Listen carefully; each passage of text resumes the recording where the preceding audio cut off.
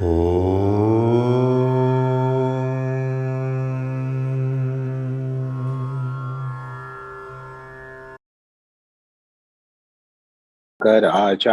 madhyamām asmadācārya paryantam vande guru paramparam.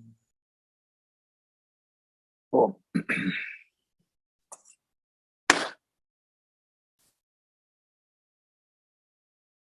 So in this Bhagavad Gita studies,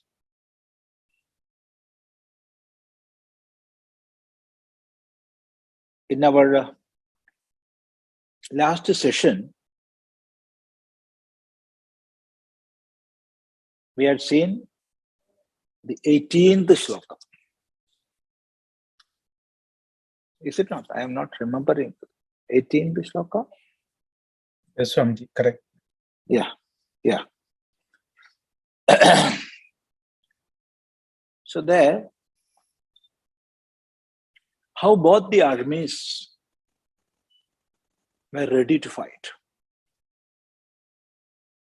and how they showed their readiness. This we have seen. In that, most important aspect is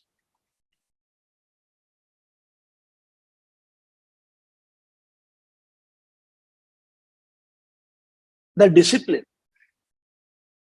the order that we are seeing in the Pandava army. Dhārtarāṣhṭra army, they shouted all on a sudden.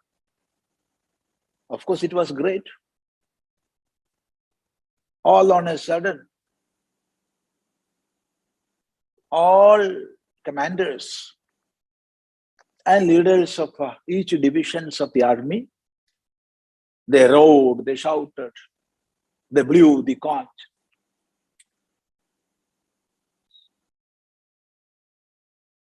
Of course, that sound resounded there everywhere. It became tumultuous. But in the case of Pandava army, one after another, they blew their conch.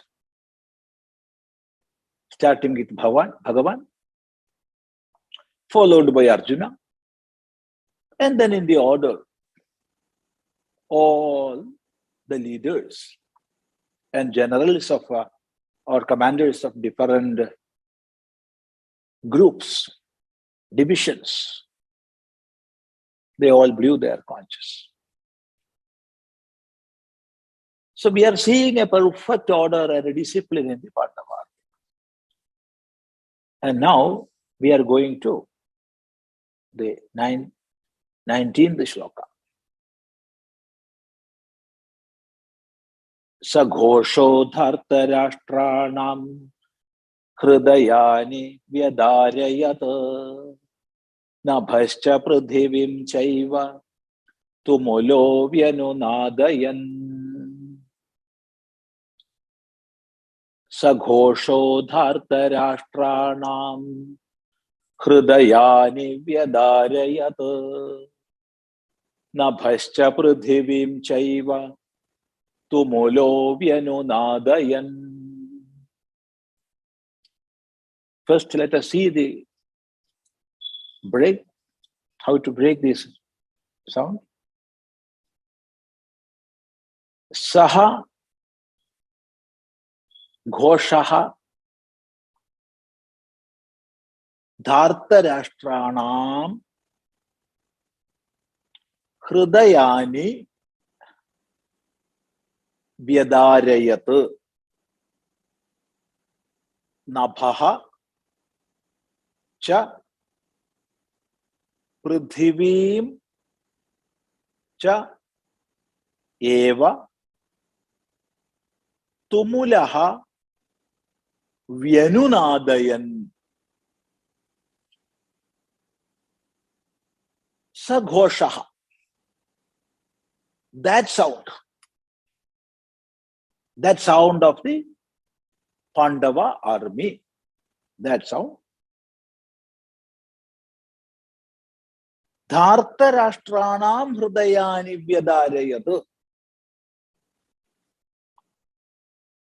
Dhārtarāṣhṭrāṇāṁ, of the Dhārtarāṣhṭras.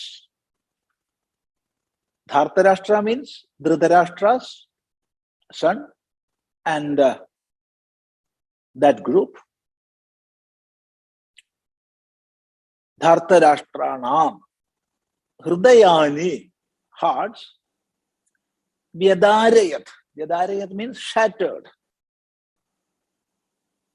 So this sound of Pandava army, even though it was lesser in number compared to the sound made by the Dhārtarāṣhṭras, it was comparatively lesser. But the order, the discipline, of course, that shattered the hearts of all Dhārtarāṣhṭras. If Pandavas did sound earlier, then there is no doubt Dhārtarāṣhṭras will also follow this order.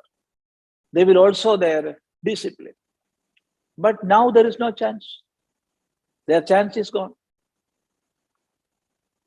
So seeing the discipline in the Pandava army, the hearts of Dhārtarāṣhṭras were shattered into pieces. So vyadārayat. Just remember, these are the words of Sanjaya. And Dhritarashtra is hearing all this. Now we are studying this. And we are going to elaborate from the second chapter. Now we are not studying in detail. However, we are studying. But see, the case of Dhritarashtra, he was hearing all these things directly from Sanjaya. And Sanjaya was explaining to Dhritarashtra. And it is the case of his sons. Hearts being shattered means gone forever.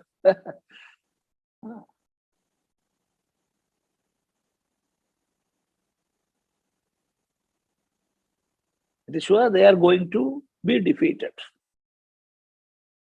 That is the sense. So hearing the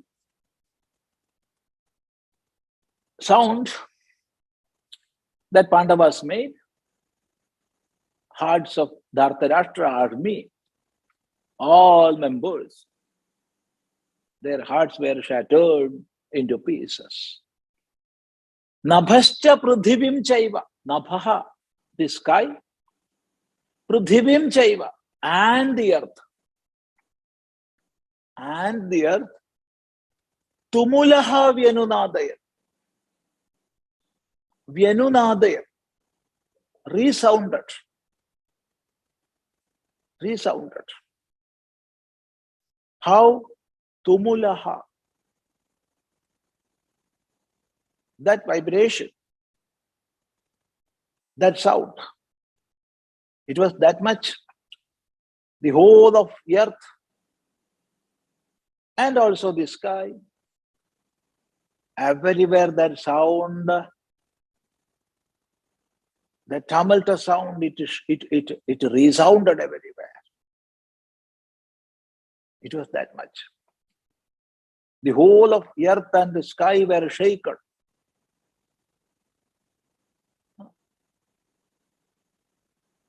Not only the hearts of Dhārtarāṣhṭras, but even the earth and sky. All were moved. That was the greatness of the sound produced by Pandava's side. The most important thing to note is their discipline, not the volume of the sound. Volume of the sound may be too much in the Dhārtarāṣhṭra part. because there are 11 akshauhinis, whereas in the Pandava side there are only 7 akshauhinis. A huge difference is there. But because of this discipline, that order, that is the secret of success as far as a battle is concerned. Not the number of warriors, but the discipline they are keeping. That is what matters. So seeing the discipline in the army of Pandavas, their heart were shattered. So this is the 19th shloka. There is not much to think, so we can go forward. As we have seen earlier, we will explain from the 2nd chapter only. But this chapter we have to study because this shows the psychological background of the student and the greatness of the teacher also. And what was the situation? Who is addressed? All these things are made clear in this first chapter, and that is the interest we are having in this. But from the point of view of Vedanta student, we will have to study in detail from the 2nd chapter. Yeah. Now, 20th sloka. Atha vyavasthitān dṛiṣhṭvā dhārtarāṣhṭrān kapi-dhwajaḥ pravṛitte śhastra-sampāte dhanurudyamya pāṇḍavaḥ hṛiṣhīkeśhaṁ tadā vākyam idam mahī-pate. That is the first part of next shloka. Atha vyavasthitān dṛiṣhṭvā dhārtarāṣhṭrān kapi-dhwajaḥ pravṛitte śhastra-sampāte dhanurudyamya pāṇḍavaḥ hṛiṣhīkeśhaṁ tadā vākyam idam mahī-pate. First, let us break the words. Atha vyavasthitān dṛiṣhṭvā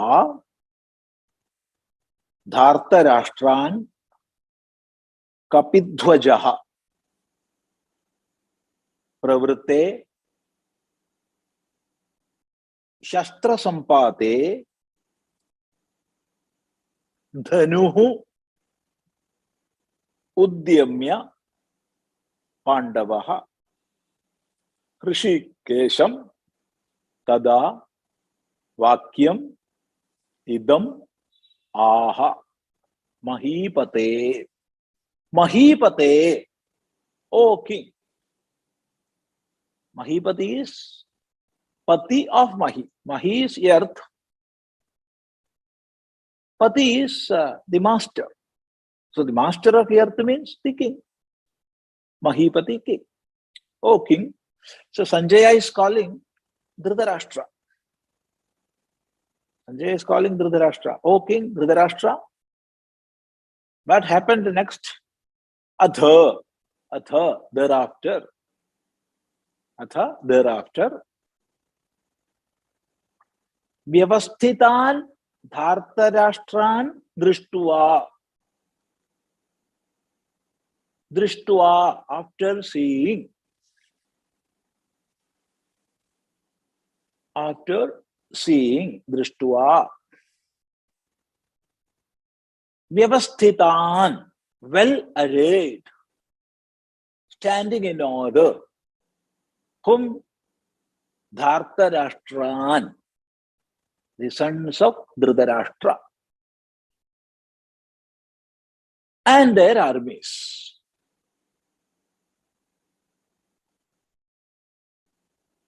Dṛiṣhṭvā, after seeing. So after seeing the dhārtarāṣhṭras, the sons of Dhritarashtra, well arrayed, ready to fight. So they were standing in order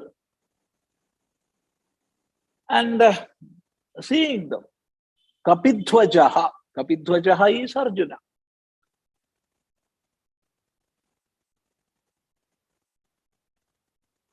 Kapi-dhwajaḥ is Arjuna. There will be different signs in the flags. So the sign in the flag of Arjuna was kapi. Kapi is monkey. It is said it was Hanuman. The Mahabharata once it is said Hanuman appeared from that flag. But however, now we need not think that. Now the sign of Arjuna is monkey. So that picture was there in the middle of the flag. And the one who is having that is called kapi-dhwajaḥ. Arjuna. Pravṛitte śhastra-sampāte. Pravṛitte śhastra-sampāte. Pravṛitte, about to commence. Śhastra-sampāte, that is using weapons. So pravṛitte śhastra-sampāte means when he was ready to use the weapons.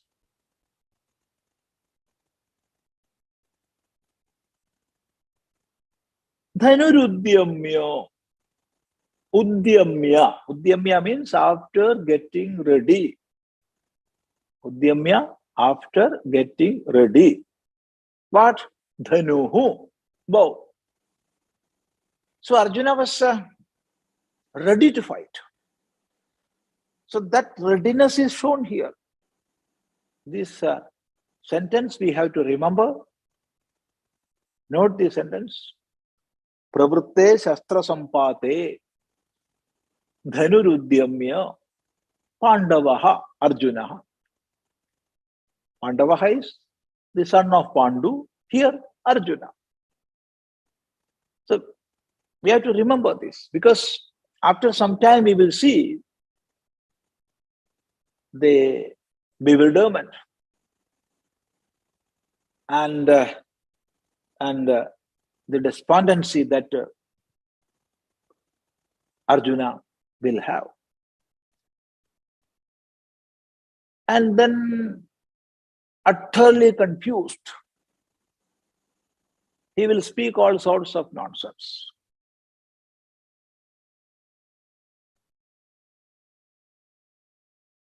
So while studying that part, we must remember this word, this sentence. Arjuna was ready to fight. He got his weapons ready. Pravṛitte śhastra-sampāte dhanurudyamya. Udyamya, after getting ready. What? His weapons. So he was ready to fight. Ready to face the battle and fight. And at that time, hṛiṣhīkeśhaṁ unto hṛiṣhīkeśhaṁ. Hṛiṣhīkeśha is here Sri Krishna. Here the meaning of hṛiṣhīkeśha is Sri Krishna. The actual meaning of hṛiṣhīkeśha is one with the perfect control over his own senses. Hṛiṣhīka means hṛiṣhīka, senses of cognition. So one who is controlling that is hṛiṣhīkeśhaṁ. So a yogi having perfect control over senses is hṛiṣhīkeśhaṁ. Or the Atman, who is controlling all senses from within, is hṛiṣhīkeśhaṁ. And the Paramatma who is controlling all the senses of all beings is hṛiṣhīkeśhaṁ. And it is used as a synonym of Ishvara. And here, Vyasa is using the term to denote Sri Krishna. hṛiṣhīkeśhaṁ. So we must always remember while studying Gita that the terms used to refer Sri Krishna are all used by Vyasa, not Arjuna. Vyasa. Because Vyasa knew that Sri Krishna is the incarnation of Bhagavan Mahavishnu. And therefore, Vyasa uses the terms as to mean Ishvara. But his contemporaries will never call him by the name Ishvara. They may call him Gopala or Govinda, Krishna, Vasudeva, like that.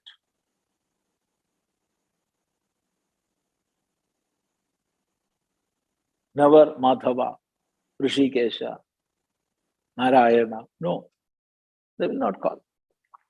Because Krishna lived in between them as an ordinary man.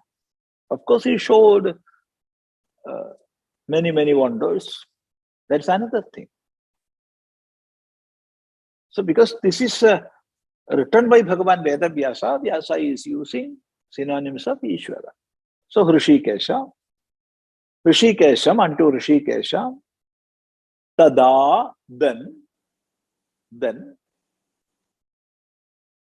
vākyam, this sentence, vākyam, this sentence, aha, said or spoke. Hey mahī-pate, O King Dhritarashtra, Arjuna, after seeing all your sons and their armies well arrayed, after seeing that Arjuna was ready to fight, and he took his weapons, he got his bow ready, but immediately, before starting the battle, he asked Sri Krishna, what is that? What is that? That we have to see. So Arjuna was ready to fight. It is well said here, pravṛitte śhastra-sampāte dhanurudyamya pāṇḍavaḥ. This sentence we have to note. He was ready to fight. But immediately something came in his mind.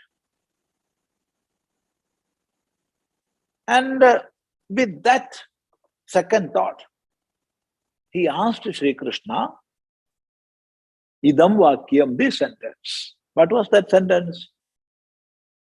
It is given there. Arjuna uvācha senayor madhye ratham sthāpayamechyuta vyavasthitān nirikṣhehaṁ yoddhu-kāmān abhyanunādayan kairmaya saha yoddhavyam asmin रणसमुद्यमे योत्स्यमानान् अवेक्षेऽहं य एतेऽत्र समागताः धार्तराष्ट्रस्य दुर्बुद्धे युद्धे प्रियचिकीर्षवः अर्जुन उवाच सेनयोरुभयोर्मध्ये रथं स्थापयाम्यच्युता. So Arjuna said, hey Madhav, Achyuta,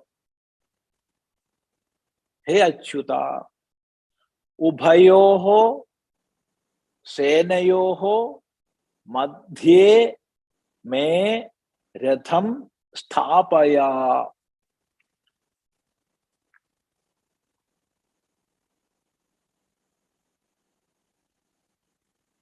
This is the first chapter of Bhagavad Gita.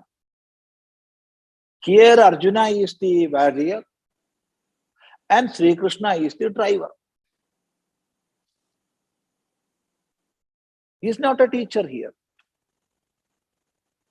He is only a driver who is riding the chariot of Arjuna. So in that capacity, Arjuna is asking Sri Krishna, Hey Achyuta, Hey Krishna. Here also, Achyuta, the term is written by Bhagavan Vedavyasa. Arjuna will not call Sri Krishna as Achyuta. Never will Arjuna call Achyuta.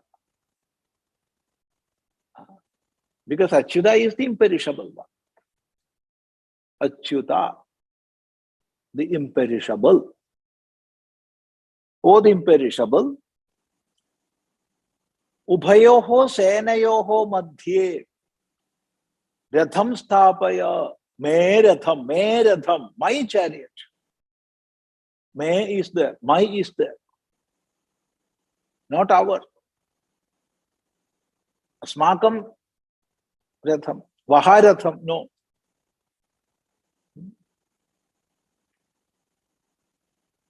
So Arjuna is clearly saying, my chariot.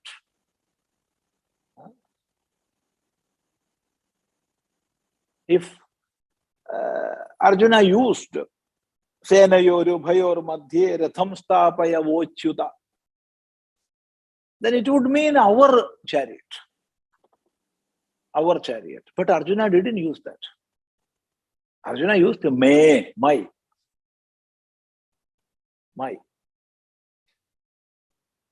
So from me, my came, or from my, me came.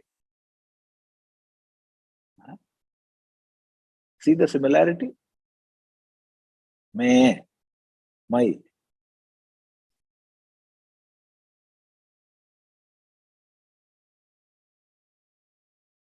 In the case, see, A will become I. When Vruddhi comes, A will become I. So me will become my. According to the rules of Samskrita Vyakarana itself. Not according to the rules of English.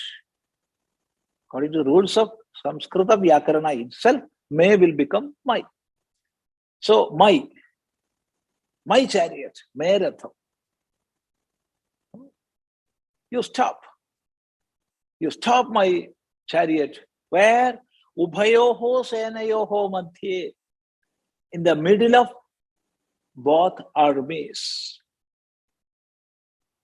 In the middle of both the armies. So there are two sides, two armies are there, Pāṇḍavaḥ army and the dhārtarāṣhṭrā army.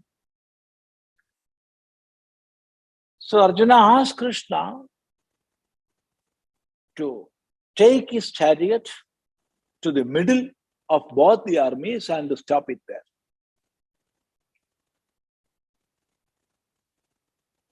See, when there is a problem, now there is a problem within the mind of Arjuna.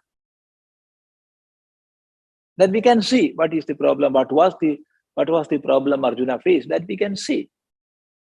But Arjuna had that. What was the problem? How to kill all these kith and kin. All are my relatives. Equal to my sons, uncles, fathers, like that. All are kith and kin. How to kill them? This was the problem. But Arjuna didn't express that now. But we know there is a problem within Arjuna. And when there is a problem, normally we will analyze that problem, or we will view that problem from our own standpoint. That is not the way of wise man. Wise man will analyze the problem sitting in the middle. Even though I am a party to one side, I am a party to one side. But even then, to analyze a problem, it is my duty to be in the middle. Normally, we won't do that. Always, others are committing mistakes. He had committed that mistake. They are doing wrong. I am always right. I am always right. What I am saying is right. But he is saying wrong. This is the normal human psyche. But wise men, they will never do that. They will go sit in the middle and analyze the problem. So even now, Arjuna is not that much confused, because now it is the starting point of the problem. The problem is starting within Arjuna.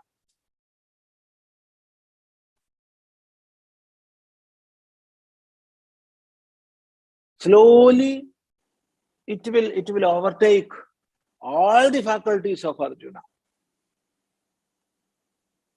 Now, it does not happen.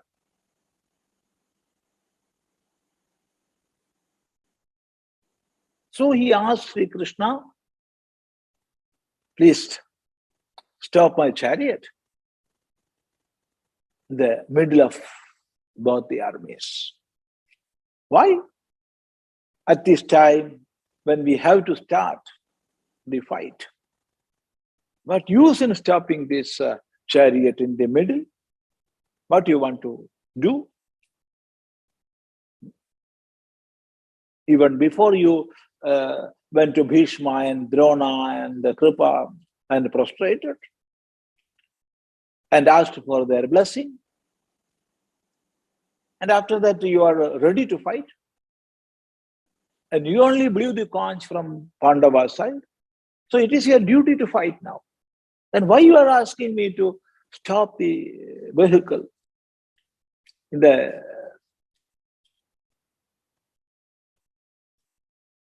This question may come. So Arjuna himself says, Yavadetam niriksheham yoddhu-kāmān avasthitān. You stop this chariot until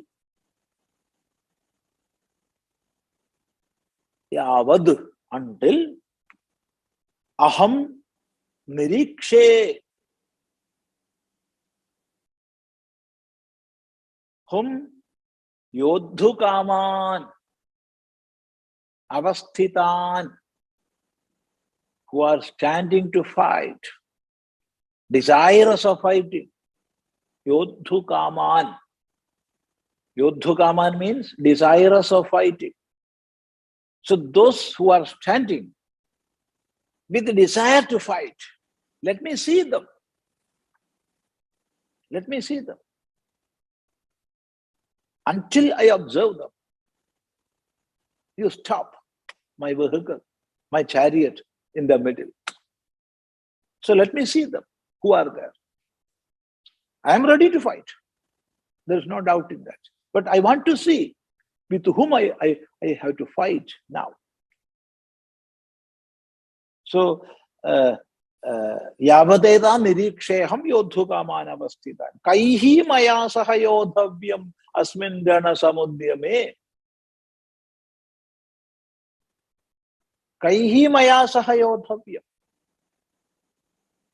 With whom shall I have to fight in this battle?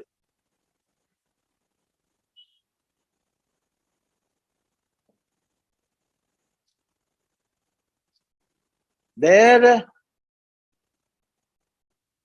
Arjuna is referring to battle as samudyama. Samudyama. Normally, we use that word to show some auspiciousness, samudyama. This auspicious battle. How a battle can be auspicious? As far as a kshatriya is concerned, a battle is auspicious because it is his dharma. It is not so for others. But for kshatriya, it is his dharma. And it is auspicious for kshatriya. The word meaning of samudyamam is well beginning, or best action, or good action. Samudyamam.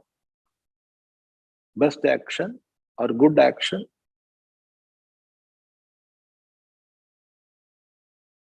Even though word meaning is that, we use it as to mean auspicious. So in this battle, with whom I have to fight? Many are there, arrayed, ready to fight, desirous of fighting, yoddhu-kāmān. Many are there. Let me see them. So until I observe them, you please stop my chariot in the middle part. Let me see who are there in both the armies. So when we are in the middle, we can observe what? Who are there and who are here. I want to observe that. I want to see with whom I have to fight and who are there with me, who are there against me.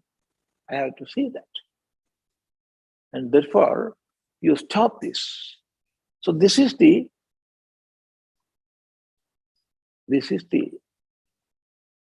words of Arjuna. These are the words of Arjuna. And even now he is having that feeling. This is my chariot. And Sri Krishna is the driver. So he asked the driver to stop the vehicle. And then what happens? That we can see in our next satsanga. If you want to ask anything, you can ask. If I know, I will reply. Namaste, Swamiji. Namaste. There is an interesting question came up in one of the conversations before, that like Mahabharata Yuddha, at that epic time, the world is undergoing a big line in the history, in the current process, like in a post-pandemic or a pre-pandemic. It's a big line drawn in the history of the mankind, probably. And that is redefining everyone's, across the platform, across the globe, everybody's life. So like in the Mahabharata, pre-war and post-war period, how the current scenario would be evolving after the post-pandemic era. So that was one interesting question. Would you please shed some light?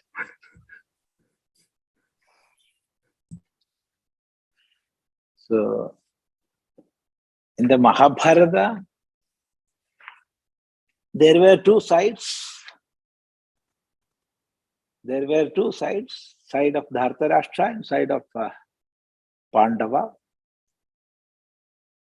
But here,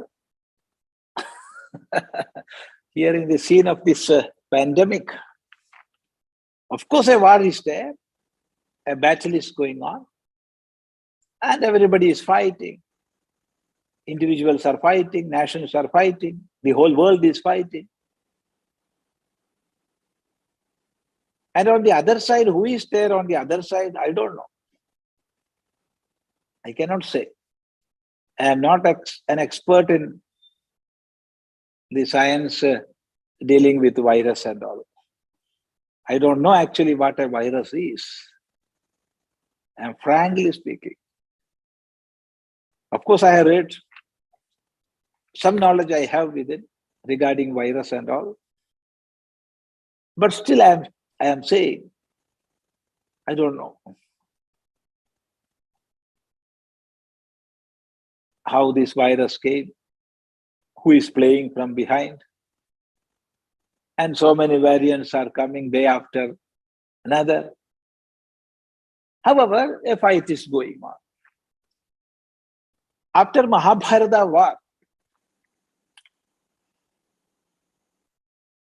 only a few kshatriyas remained. Only a few kshatriyas. And of course, a practical difficulty in ruling different countries might have been there. They might have faced that. But it is not clearly written anywhere. But we can presume, we can assume that. Because that much number of kshatriyas died. Not from one country, not from one kingdom. Many, many kings from different kingdoms came with their armies and fought and died. So there might have been a practical difficulty. And of course, at that time, what will happen? Youngsters will come in the scenario. Princes, they will come. And queens, they will come. Somehow manage, somehow rule. In the same way, new techniques,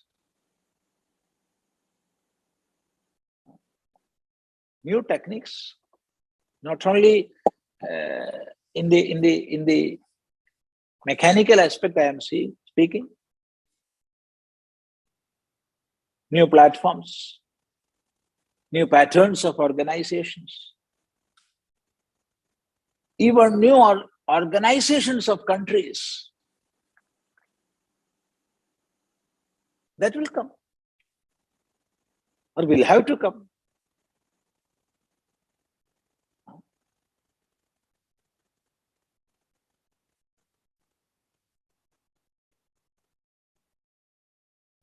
See, the meaningless in showing boomed economy, like balloons, big in size, but no weight at all, no mass within. Like that, so many economies are boomed economies, without a base, without a substance. All such economies will go or will have to go. And genuine techniques backed by substance, that will survive. So a new world order will evolve. Of course, that is evolving. And there, the greatness of Bharata, there is no doubt in that. I have no doubt in that. The greatness of Bharata, the world will see that. But in all,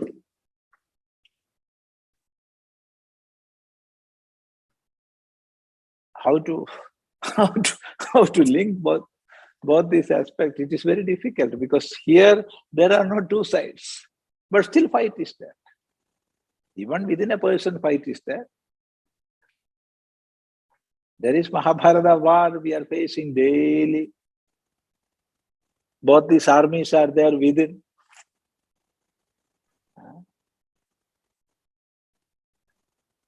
However, as eto dharma tato jaya. And there is another line we have to see, yato Krishna tato dharma. Yato dharma tato jaya. So where Krishna is, there dharma is.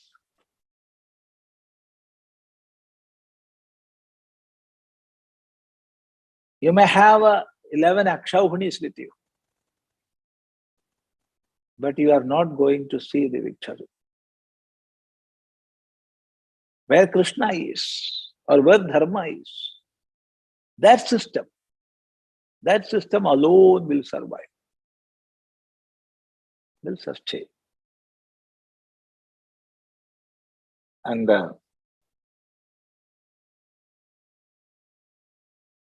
this pandemic situation, in the history we never heard such a situation, but still, this is not all. Many more will come. One after another, problems will come. And those nations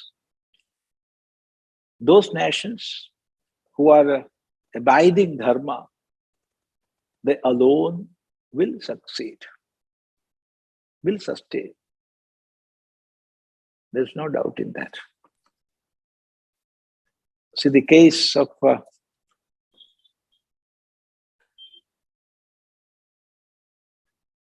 when economic depression started in the year 2007, 2008, that time.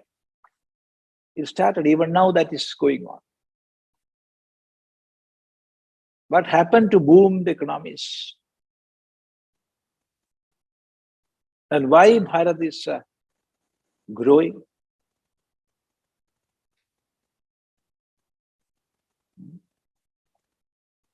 So post-COVID scenario, I am not pessimistic. I cannot be a pessimist. I am seeing the victory of dharma. There is no doubt in that.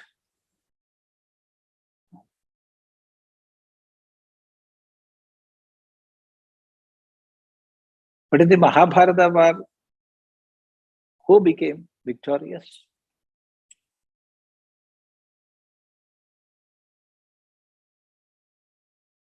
Who was defeated? We cannot say. We cannot say. When Yudhishthira was in the forest, he slept well. When he was in the Ajñātavāsam, then also he slept well. But after Mahabharata war, there was no sleep for him.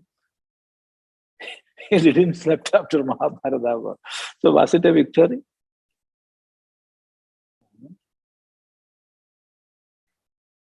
And Duryodhana slept forever. Before he was not sleeping, because that purity of mind was not there. Greed was there. So not sleep for a greedy one. But Duryodhana slept after Mahabharata war. Whereas it was the end of sleep for Yudhishthira. So who became victorious?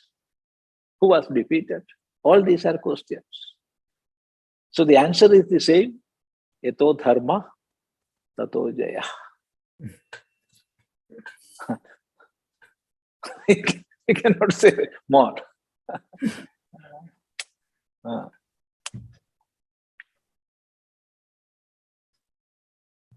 Thank you, sir. Anything more? Yeah, and next question is from Kamalaji. So, yeah. Namaste, Swamiji. Namaste, namaste. Yeah.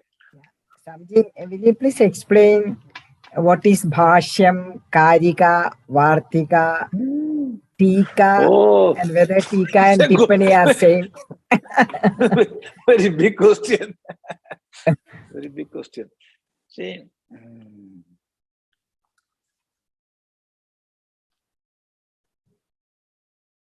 it is very easy to be an Englishman now. Commentary and footnotes. There ends the matter.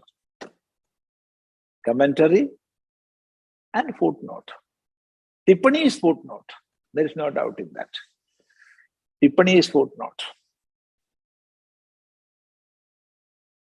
Commentary, bhashya is a commentary, vyakyana is a commentary, tika is a commentary. All are commentaries. But technically, there are much differences. So we can start with the vyakhyanam. Vyakhyanam. What is a vyakhyanam? See, there is a text. Let it be a prose or a poem or sutra. In Sanskrita, 3 types of writings are there. 1, poem, 2, prose, and 3rd is sutra. Neither poem nor prose. These are the 3 styles. So if there is a text, then somebody is going to write a commentary on that. So let us take vyakhyanam. What is vyakhyanam? Padacchedo padarthokti vigraho vakyayojana akshepasya samadhanam vyakhyanam panchalakshakam. So for a writing to be a vyakhyanam, there must be 5 parts. First part is padacchedaha. You have to break the words. You have to break the words. You cannot break as you like. There are the rules of vyakarana, and according to the rules of vyakarana, you have to break. You cannot break as you imagine. Because Samskrita is Samskrita. Well organized. With perfect rules. So that is padaccheda. Then padarthokti. Padarthokti means you have to show the meanings of each and every word.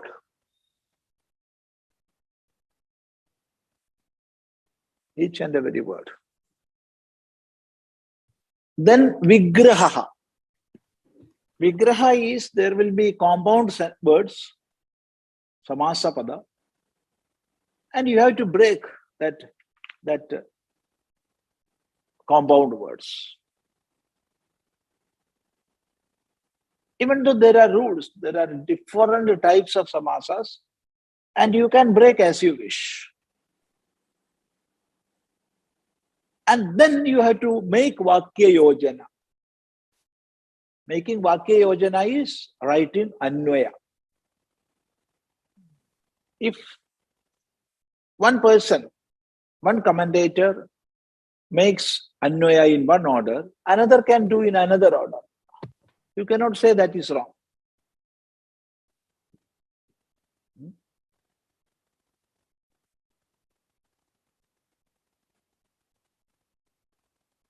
For example,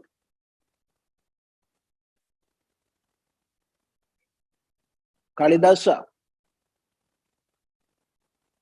writes, Jagatah pitarau vande Parvati parameshwarau. Jagatah pitarau vande Parvati parameshwarau. Jagataha, of the world, pitarau. Pitarau, it is, one meaning is 2 fathers. Another meaning is mother and father. So pitarau means 2 fathers. How there can be 2 fathers? Of course there can be.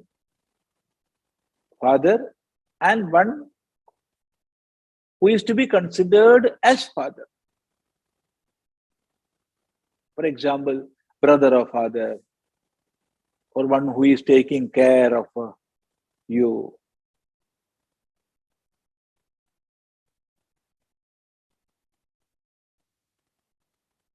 One day I am prostrating. Whom Parvati Parameshwarau. How to break this?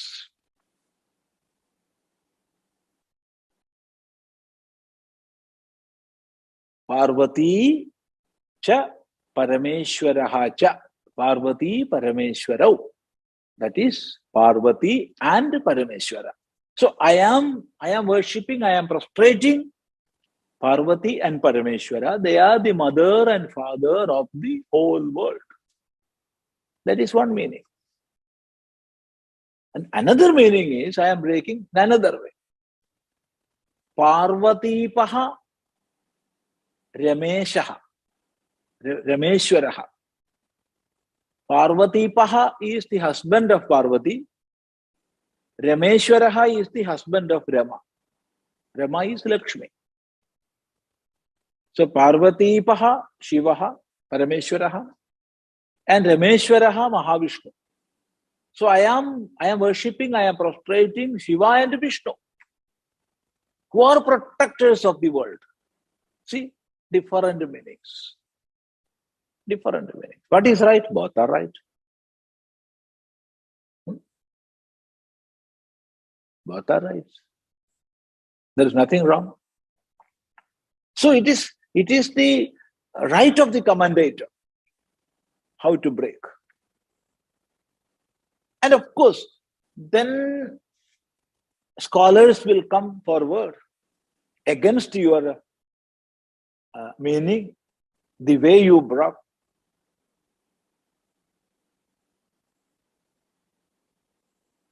Then we have to answer them. So even if no scholar came forward against your commentary, we have to be the opponent and answer. Akshepasya samadhanam. So you have to give a perfect reply, proper reply to the opponent's arguments. Even if there is no opponent, you have to be opponent. And you have to argue against your own writing and answer that. So if these 5 parts are there, then we can call it a vyakyanam. Then only it is a vyakyanam. So we cannot name something as vyakyanam. For example, some slokas, some poems, some slokas, and giving their meanings in some other languages, for example, Malayalam or English or whatever be that, and then saying this is vyakyanam. It is not correct. For something to be called as vyakyanam, these 5 parts must be there. Padachedo, padarthokti, vigraho, vakya yojana, akshepasya samadhanam, vyakyanam, panchalakshana. Now, along with vyakyanam, if you are putting in your own philosophy, your own vision, of course you are explaining the text written by somebody else. But along with that explanation, with that commentary, you are putting forth your own visions. Then it is called bhāṣyam. Sutrartho kadhyate yena padaihi sutranusaaribhi swapadani cha vachyante bhāṣyam bhāṣya vido vidu. That is bhāṣyam. That is along with the meaning of a text. Swapadani cha vachyante. You are saying your own visions, your own ideas. Then it is bhāṣyam. See Shankara bhāṣyams, or Ramanuja bhāṣyam, or Madhva bhāṣyam. So all these acharyas were explaining some other text, for example, Upanishad or Bhagavad Gita or Brahma Sutra. But along with that explanation, they opined, this is the sense of this mantra. This is the inner meaning of the mantra. So Bhagavan Bhashyakara, Shankaracharya, so non-dualism. In the same mantra or the same teaching, Ramanujacharya, so qualified what you can call dualism. Whereas Madhvacharya, so qualified, not qualified, dualism. So their own vision they are adding. So bhashyas are, of course, commentaries, vyakyanam, plus their own vision. So one's own vision is added to a vyakyanam, then it is bhashya.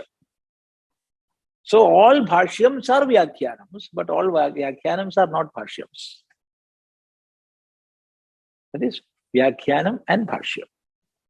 Then you take one sentence or one word from the basic text or bhashya or vyakyanam and explain and connect it with the previous. For example, one sentence I am taking from bhashya, or one sentence or one word I am taking from the basic text. For example, here, atha vyavasthitān dṛiṣhṭvā. Take the word atha. What is the meaning of atha? Thereafter. So I will write. Here, atha means after seeing both the armies, or after hearing the sounds of both the armies, to show that the word atha is used, then it is a tika. Then it is a tika. Then tippani is very easy. Footnote. Footnote can be given for a basic text, then bhashya, then vyakhyana, then tika. For all these, we can give tippanis. For example, different words used in bhashya. What is the meaning of that word? That is given as a footnote. Then it is tippani. So these are about bhashya, vyakyanam, tika and tippani. Vartika.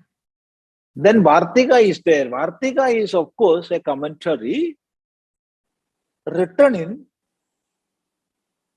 poetical style. Vritta nibaddha vyakhya. Vartika.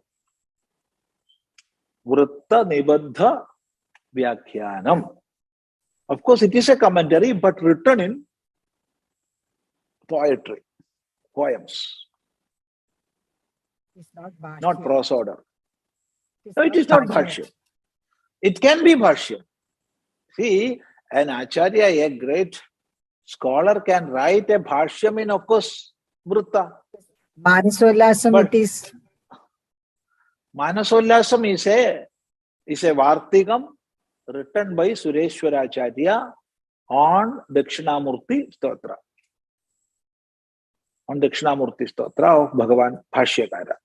Bhagavan Bhashyakara, Shankaracharya wrote Dakshinamurti Stotra, and a detailed commentary was written by Sureshwaracharya. How?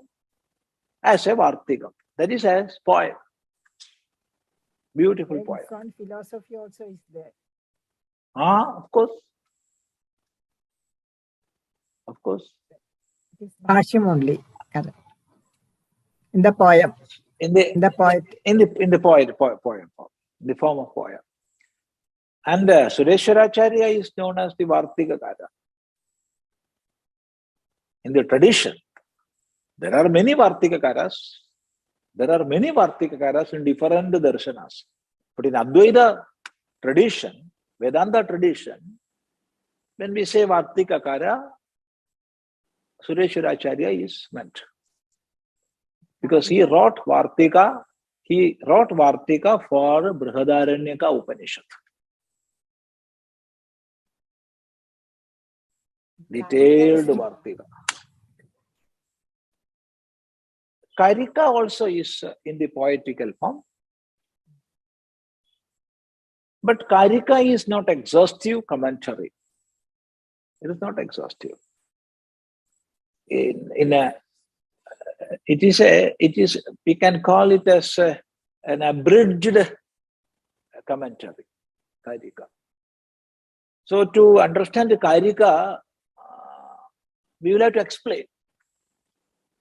Whereas Vartika is self-explained. The only thing is we have to know the language. But in the case of Karika, we will understand only when we explain that. Yeah. These are all technical terms.